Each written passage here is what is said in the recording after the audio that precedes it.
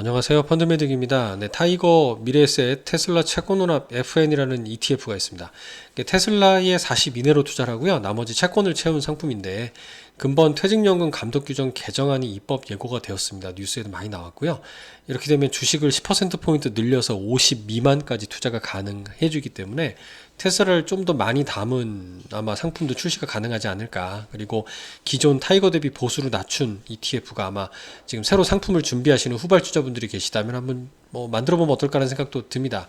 테슬라에 대한 그만큼 사랑이 깊은 투자자들이 많은 이유기도 하고요. 테슬라 장기 차트입니다. 기가 막히죠. 높은 변동성과 더불어서 불과 2020년 대비하더라도 2배 이상 오른 높은 주가 수준을 보여주고 있습니다.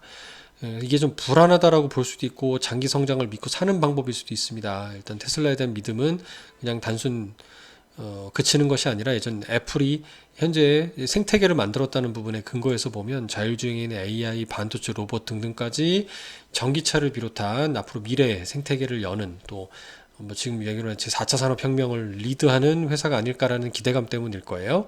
그리고 채권 혼합형이기 때문에 퇴직연금 내 100%까지 투자 가능하다는 장점도 가지고 있어서 난 다른 건 모르겠다. S&P 500 이런 거 모르겠고 그냥 한 주식에 몰빵하겠다라는 분들이 테슬라 채권 혼합형을 하는 경우가 같습니다. 좀 우려되기도 하지만 한편으로는 또 지나고 보면 세상을 바꾸는 기업들 위주로 자금이 몰렸다라는 또 과거 사례가 있기 때문에 더 매력적이기도 하죠.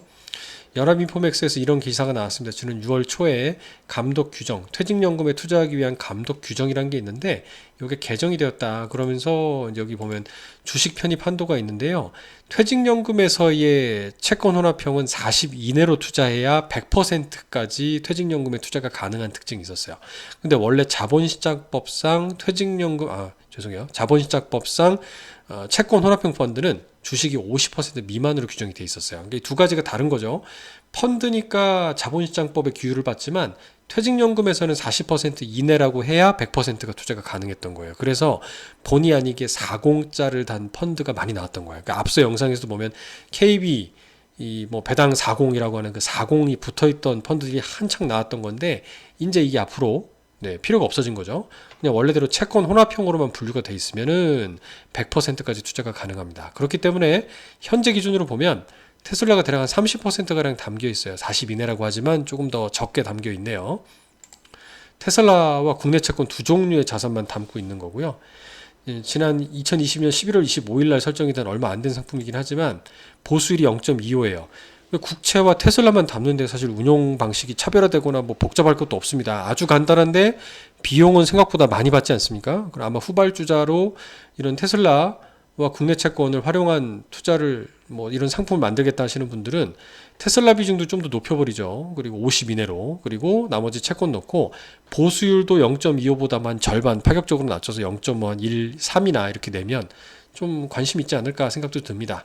물론 현재 기준으로 순자산 총액은 489억, 500억이 좀 안 되는 돈이니까 크게 모였다고 볼 수는 없지만 나름 의미 있게 또 테슬라를 사랑하는 분들이라면 연금 계좌에서도 조금 사모을 수 있으니까 아마 이런 의미 있는 상품이 되지 않을까라는 생각도 듭니다. 감사합니다.